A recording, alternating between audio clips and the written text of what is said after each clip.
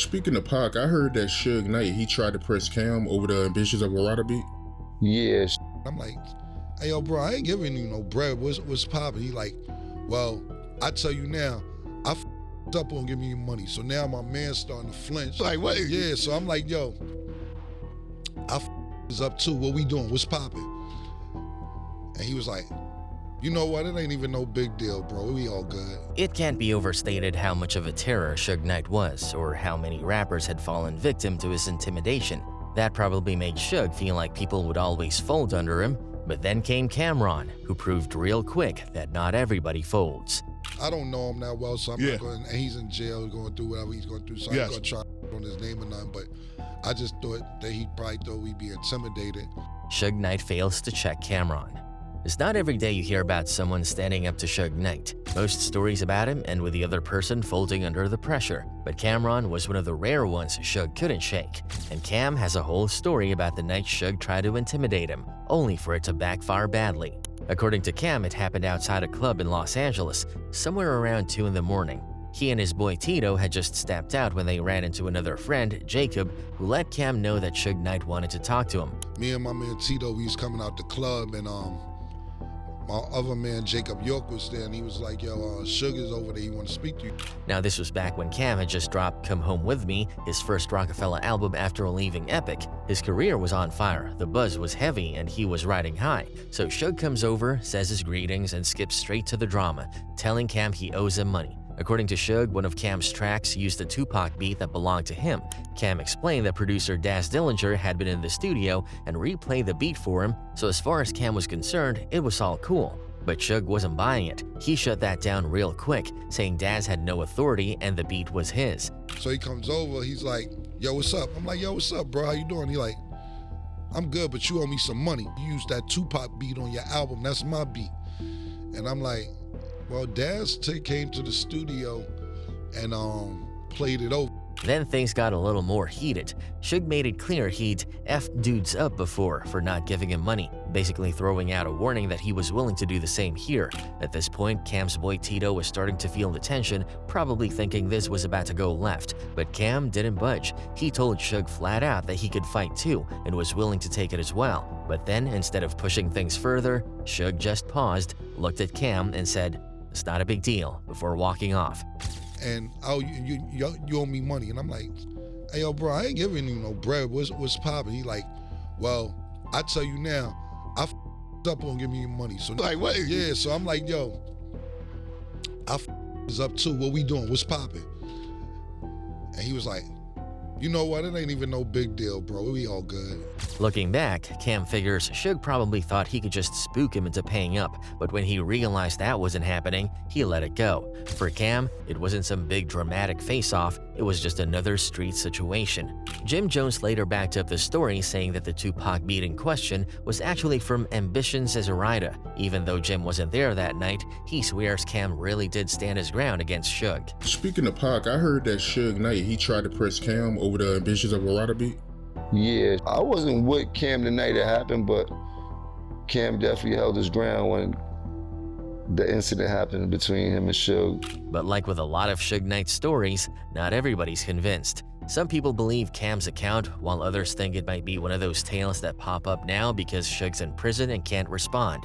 And that's the thing, Suge's reputation was built on being the guy who never let things slide just because someone had a little bravado. This is the same guy with a long track record of causing pure chaos for rappers.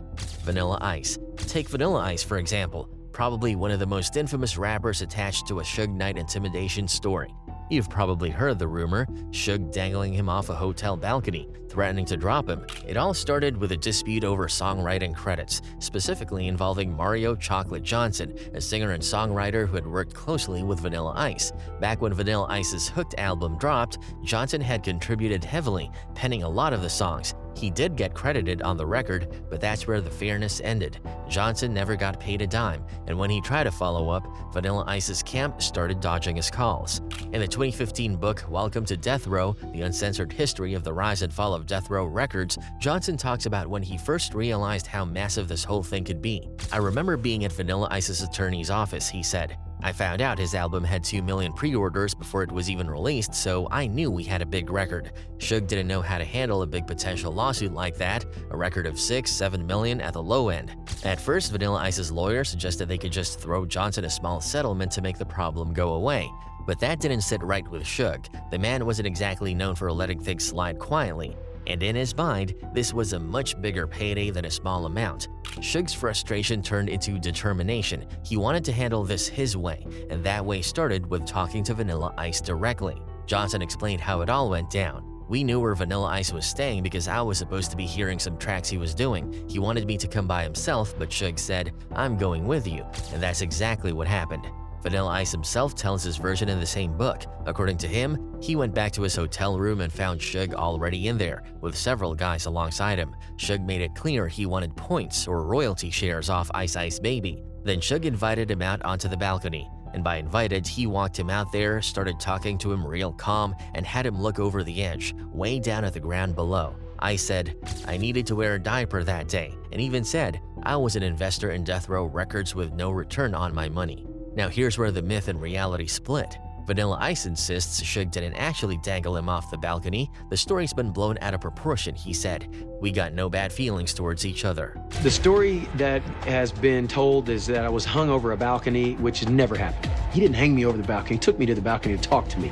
I got it. You don't have to hang me over. I didn't want to question that or test that water, so to speak. And maybe that's true, but even if Suge didn't literally hold him over the edge, the situation still oozes intimidation, because why take someone out onto a high balcony and make them stare over the edge if you're not trying to send a message? Maybe Suge didn't need to physically hold Ice over it. The visual, the height, and the tension in that moment probably did all the work for him. Lil Wayne. Another rapper who found himself on Suge Knight's radar was Lil Wayne. Back in 2017, Mr. Capone, who's widely known for having strong ties to a major Mexican gang, sat down and shared a wild story about how Suge actually used him and his crew to put pressure on Wayne. According to Capone at the time, he genuinely respected Suge. In his eyes, Suge wasn't just some industry guy, he was a real-deal street figure who'd built a reputation as a gangster and was now putting serious money into music, especially gangster rap. So when Suge reached out, Capone didn't hesitate. He was down to link up. I kind of looked up to Suge Knight in a way when I first heard about Suge Knight and looked at his story. I'm thinking Suge Knight's just a gangster. He's just a gangster that wanted to put his money into the music game, and he's doing good and he's helping out the gangster rap. One day, a mutual friend calls Capone and tells him Suge wants to meet face to face. Capone rolls up with his guys, ready to chop it up.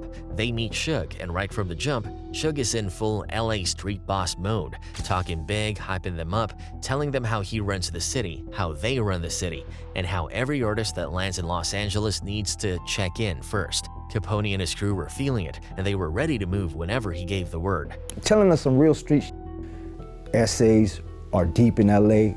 They're running the jail. They are the streets. He's like, check us out. We run LA. We need to let everybody know that they come to LA, they go with us. I'm Suge Knight, you're Capone, we can take over, blah, blah, blah. So I'm with it. I'm like, that sounds like a plan.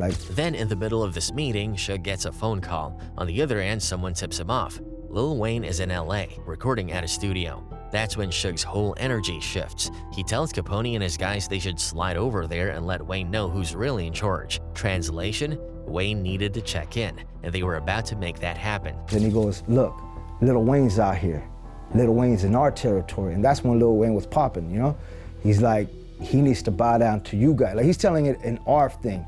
He needs to bow down to you guys. So they roll out, deep, ready to make a statement. When they get to the studio, Suge stays outside while telling Capone and his boys to head in first and pass the message along. They walk up to the entrance and Wayne's security comes out to see what's going on. Capone and his crew tell security straight up, Suge Knight's outside and he wants to talk to Wayne. The guard heads back inside, and a few minutes later, someone comes back out asking if Suge himself can come in. So Suge Knight gets out of the car, he goes, look, here's my plan.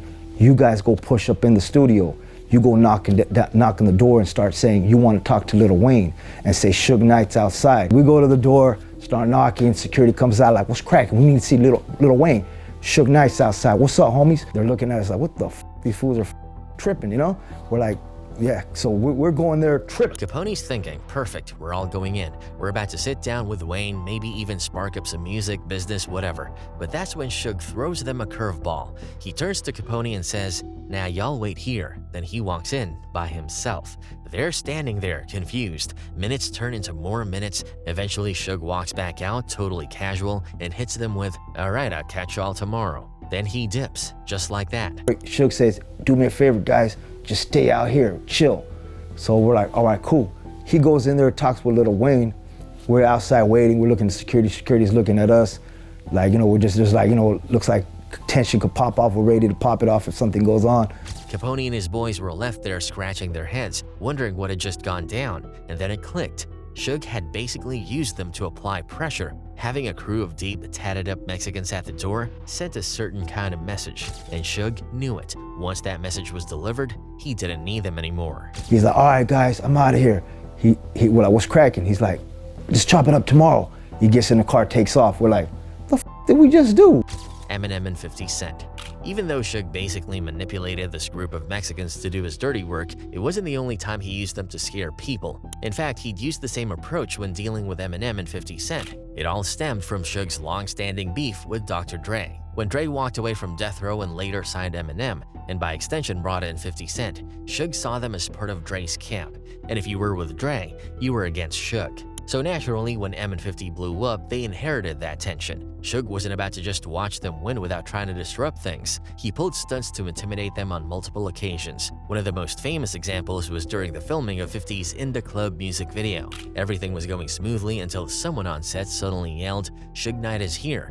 That single sentence flipped the entire atmosphere. Suge didn't just pull up solo. He rolled in with about 30 guys, reportedly members of a Mexican gang. So Suge came, he had some Mexican. Now we from New York.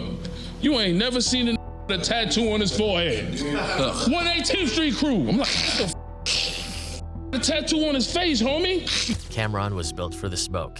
But here's the thing, the reason a lot of people actually believe the Cameron story about standing up to Suge Knight is because Cam wasn't exactly some small fry you could just push around. This was a Harlem native we're talking about, and coming up in Harlem wasn't just for the faint of heart. Before rap became his lane, Cameron was actually chasing a whole different dream: basketball. He went to Manhattan Center High School for Science and Mathematics in East Harlem, where he played alongside none other than his childhood friend and future rap star, Maze. The two of them weren't just casual players either. They were a legit talent on the court, and their chemistry helped their team make it all the way to second place in the NYC High School Basketball Finals. Cam's skills were undeniable. He was ranked among the top 25 players in the entire country for the 1994 graduating class, and his potential had big-name college programs knocking at his door. We're talking offers from schools like North Carolina, Syracuse, Duke, Florida, USC, Georgetown, and Miami. The future was looking bright, but here's where life threw him a curveball: academics. Cam's grades weren't where they needed to be, and that shut the door on those Division I scholarships. With the big schools off the table, he ended up at Navarro Junior College in Texas. It should have been a stepping stone, but it turned out to be a detour that didn't last. Between a nagging hamstring injury and just not feeling the environment, Cam's hoop dreams fizzled out.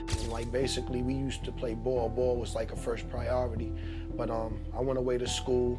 Mace got put on over at Bad Boy. I got into some problems out in school. I used to go to a junior college in Texas. When he came back to Harlem, reality hit him hard. There was no basketball career waiting for him. Survival became the priority, and for Cam, that meant getting into the street game. He started moving weight across state lines, something he later rapped about in It's Killa, where he mentioned moving heroin in Maryland. This was during an era where Harlem street figures like Baby M and Pop Lottie were caught up in bloody feuds, so the danger wasn't abstract, it was right there in the neighborhood. The streets took their toll in other ways too. In March 1997, tragedy struck when his cousin and rap partner Derek Bloodshed Armstead died in a car accident. Bloodshed's death essentially ended the rap collective Children of the Corn, a group that also included Big L, Maze, and Herb McGruff. Losing Bloodshed hit Cam hard, but it also pushed him further toward taking a solo rap career seriously. He passed away last year, and we just used to rap on the street. That breakthrough moment came courtesy of Maze.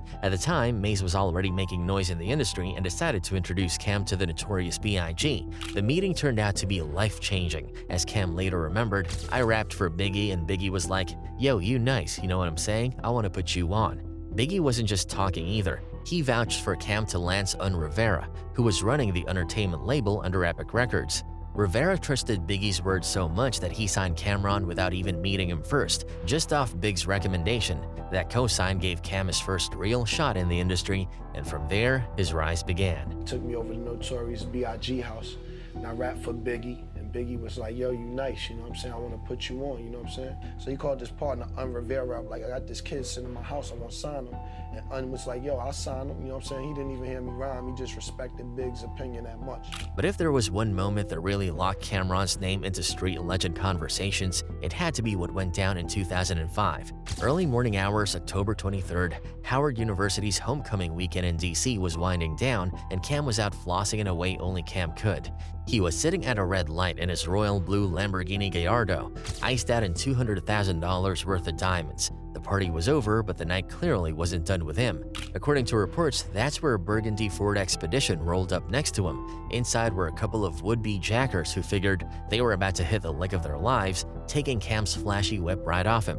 But they clearly didn't know who they were dealing with. Cam wasn't the type to quietly hand over keys and say, "Have a nice day." Instead of folding, he started cursing them out and hit the gas. That's when shots rang out. Bullets tore through both of his arms as he sped off. Somehow bleeding and in serious pain, Cam kept control of the Lambo, peeled off into the right, and managed to drive himself to Howard University Hospital. What happened was they told me to give up the car, and I looked at him like he was stupid, pulled off, and then he started shooting. When word got out that he'd been shot, the media swarmed, and when Cam was released, the reporters were right there waiting for him, cameras rolling. That's when he delivered one of the coldest post-shooting quotes ever. "I got shot 3 times and my album comes out on November 22nd. It was a sloppy job on their part. They didn't get anything. I still got my car and my jewelry." Later that same night, he held a press conference and broke down the failed carjacking with a play-by-play that only he could deliver. And mind you, all of this was happening during one of the ugliest points in his career, right after his fallout with Rockefeller and his beef with Jay-Z. The tension in the industry was already high, and now this just added fuel to the fire. In fact, the whole incident even inspired a track on his 5th album, Kill a Season. The song You Gotta Love It, featuring Max B, was Cam with no filter, just straight venting. Produced by Info, it contained one of the most disrespectful and entertaining rants in rap history. Cam started the track by going at Jay-Z point blank. "First off, you a B, dude. Only reason I'm doing this, I'ma just name 5 reasons real quick. Got 150. First, you stole Rockefeller from Dame. Second, you stole Kanye from Dame. Third, you stole Rockaware from Dame. Fourth, I seen the dude throw that diamond up before them shots were fired. Fifth, hold on, turn the beat off." It took Cam almost a full year to recover from the nerve damage in his arms, but if anything, the incident only added to his image as someone who didn't scare easily and definitely didn't fold under pressure. So when people bring up the Cam'ron vs. Suge Knight story, they point to stuff like this as proof. If Cam could get shot in both arms, drive himself to the hospital, and still crack jokes to reporters while taking shots at one of the biggest rappers in the game, then yeah, it's believable he stood toe-to-toe with Suge Knight without blinking.